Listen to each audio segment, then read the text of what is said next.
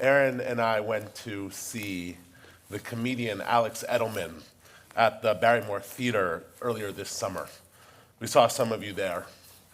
You should check him out. He's funny, smart, and proudly Jewish, and he has a terrific special that you can find that we saw a few years ago as well.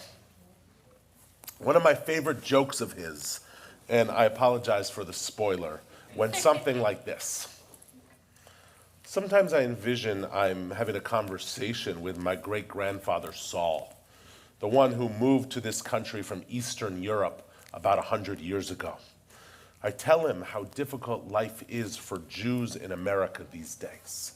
Look, Grandpa Saul, I say, campus anti-Semitism is so bad Jewish students are afraid to walk the Columbia campus. And he responds, there are Jews at Columbia? Yeah, Grandpa, but many people feel it's an unsafe environment. And even some of the Jewish faculty are anti-Zionist. And he says, there are Jewish faculty at Columbia? I know, Grandpa Saul, but many of them are hostile to Jewish students and reject the idea of Zionism and the modern state of Israel. There's a modern state of Israel? Great joke. Thoughtful, relevant, and hits at the core of Jewish identity in 2025. Now go back in your time machine with me for a moment to 1939. When this synagogue was founded, Nazism began its virulent and violent spread beyond Germany and throughout Europe. Our country was on the verge of war, and rabid anti-Semites like Father Charles Coughlin, Charles Lindbergh were ascendant in America. Here in Madison, there were restrictive covenants preventing Jews from purchasing homes in many local neighborhoods. One 1941 letter to the editor of the Capital Times read, "We denounce Lindbergh in the press for what he said about the Jews, saying that it is intolerance. Yet, let 6 Jewish families buy houses in one block here in Madison, and it will run down the value 20% if they move in their families."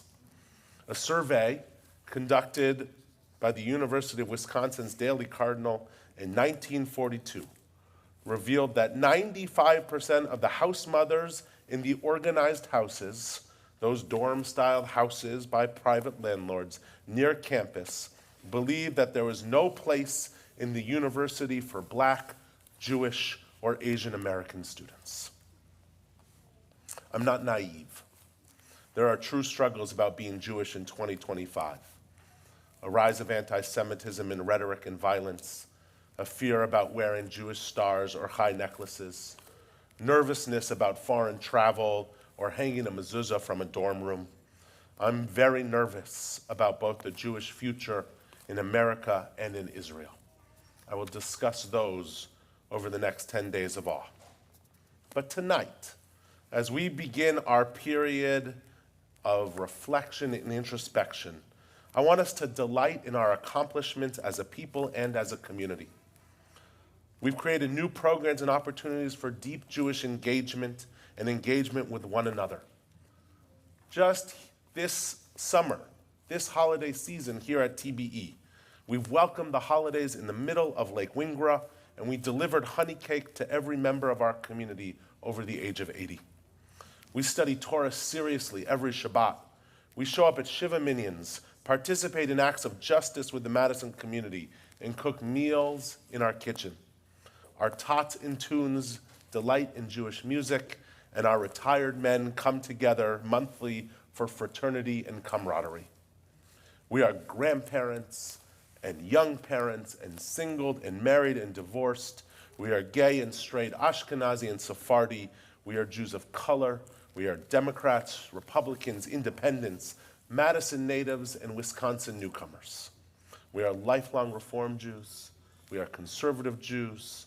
We are Israelis. We are Jews by choice, and people of other faiths who share in vibrant Jewish life. Dare I go there? We're Vikings, Bears, Lions, and Packers fans. And we're doing really well. Those of us who say that liberal religion is declining that synagogues are shrinking, that mainstream Jewish life is getting less and less relevant, well, here at TBE, we didn't get the memo. Our TBE religious school has over 170 students. Our membership numbers are growing, 610 families spanning ages 0 to 101. I officiated 7 baby namings this summer. More and more people are attending Shabbat services. Yet I know, at my core, that numbers do not make a community. I resist the urge to count heads. As a synagogue, can we shift our metric of success? Instead of how many, rather let's ask ourselves how far. How far did we go towards adding meaning to people's lives? What was the outcome for those who attended? What impact did we make on our community? We have big things in store for this community in these 10 days, in this year, and in the years ahead. We certainly have bright days and optimism in front of us. Together, we can continue to draw ourselves and others closer to greater community engagement and active participation in the Jewish conversation. We need you here as well, studying, praying, and engaging.